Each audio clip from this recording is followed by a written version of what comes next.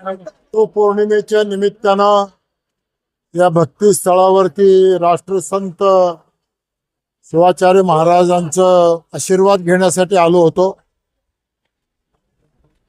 आणि आपल्याला माहिती आहे की राष्ट्रसंत शिवाचार्य महाराज यांचं अध्यात्मामधलं एवढं मोठं काम या देशासाठी राज्यासाठी एक फार मोठी प्रेरणा आहे, एक प्रकारची ऊर्जा आहे।